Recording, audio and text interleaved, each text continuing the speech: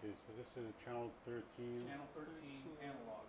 And this is all It's that's the preamps. no, those Yeah. are the power amplifiers. The power solid amps? state, completely solid Oh, state. solid state. Yeah, that's right. Yeah, It has, that's a demon. No, this is a platinum. Platinum. Platinum. Yeah, yeah. And it's an analog, 30 kilowatt analog transmitter.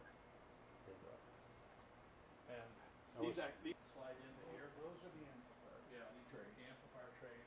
There's 3 cabinets, boom, boom, boom. And how much will one amplifier run? What are they, Wally? Those are, there's 48 amplifiers, is that right? Something like that. There's But a driver and aural cabinet, Yeah, and the other two cabinets are visual. yeah. So they're about 1,200 to 1,500 watt Yep. amplifier Okay. in that range. Let's see all of it Yeah, combining stuff. this is the same as this unit. I mean, it's just turned sideways, so you can actually see the inside of it. This is all the combining stuff from the from it. Now this is the one. This was an active working transmitter when we pulled it out. We were running on channel How long 13. It was pulled out in February, so it should be in good shape. We've got the control cabinet out in the other building out here, and I'll show you that. We have the fans that go on, the doors that go on the back of this have big cooling fans in them. It's air cooled. So this is basically that platinum transmitter. There's this part and then the other control cabinet in there. We also have a second control cabinet in storage out there, but it hasn't been used for Since since 2004. 2004. It was a paralleling cabinet. But originally, this was two 30 kilowatt transmitters in parallel, Yeah. KCOP, Oh. and we put one half in here, and another half went somewhere else in the Fox network. You mean this is the transmitter that transmitted Star Trek? Probably would. Yeah. Beating us up, Scotty. Oh, now that puts the price up. Tom. Yeah, yeah. Premium. This is a piece of Star Trek memorabilia here now, not just a transmitter. We can get some Trekkies up here. We can make some money on this deal. But this is it's a pretty good solid transmitter. Didn't have much problem with it. It's got 2 exciters. This is from the late 90s. Yeah, it was built. Yeah. 93, I believe, is when it was built. There's a nameplate on the On the exciter an cabinet. exciter cabinet. I think it says 93. But- yeah, maybe on the door there.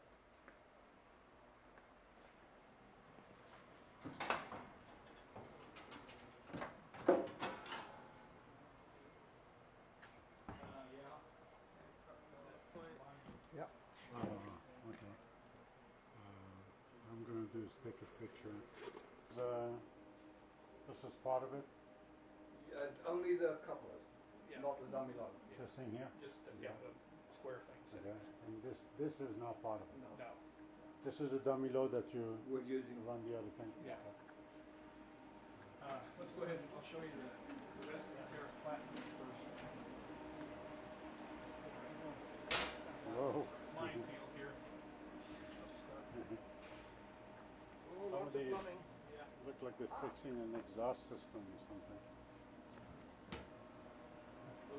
Those nice little doors on the front that says power supply. These are the power supplies. Whoa. They're very, very large and heavy.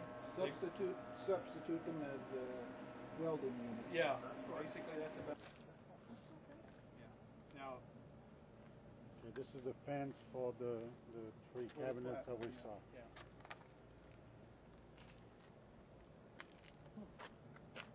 That's the inside that you're looking at. And Yeah. that Yeah. system can be kludged to, not kludged, wrong choice. I know what you mean. Adapted to run digital. Yeah. Yeah. In fact, we had.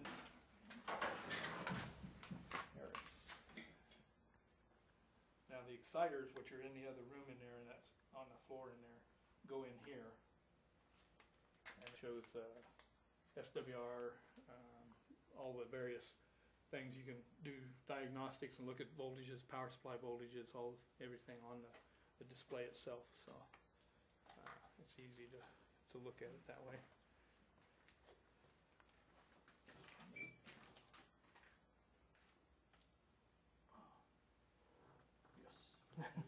Is this part of anything? This actually is separate from anything else that we've got, but these are the old analog diplexers off of our former Larcan, not former, still Larcan, but off the Larcan analog transmitters. And we've got 3 of these. So if there's any interest in using these someplace, they would be available if you have a way to repurpose them somewhere or something like that. Unless they want to use the couplers for combining our existing transmitters when they increase the power. Well, I don't think they're gonna use anything off of here to do that. Oh. As far as I know, they're not, according to what Oh, Earl okay. said, so. Yeah. They're gonna buy what they need from Larcan, so. Anyway, Okay. now whether there's, this one is fairly well assembled, this one has been sort of disassembled. Yeah. And then there's, the other one was the other completely one in was pieces. completely disassembled in the other room. This is what?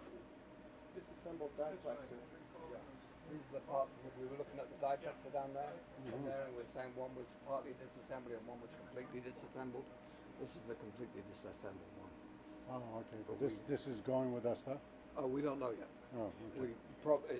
It's available. I think this is channel. Not sure it's 11 or 13. Two of them on channel 11. But those are tuned per channel? Yes. Mm. Yeah. Yeah. Diplexers, so. The diplexers, that's this? Yeah. Yeah. What it is, you take the visual signal, comes in through to the 3dB combiner. It splits. It goes to reflective filters that reflect the signal back, and it then comes out and goes to the antenna. The other end, the aural comes in through a 3dB coupler. No, let me get it wrong. The visual comes in, goes all the way through, splits, goes all the way through, combines, and comes out to the antenna. The aural comes in at the other port on the antenna end and is reflected by the cavities. You have cavities tuned to the aural frequency, and it reflects them back to where it came in, but at the correct phase, so that it goes out of the antenna also. Okay. Yeah.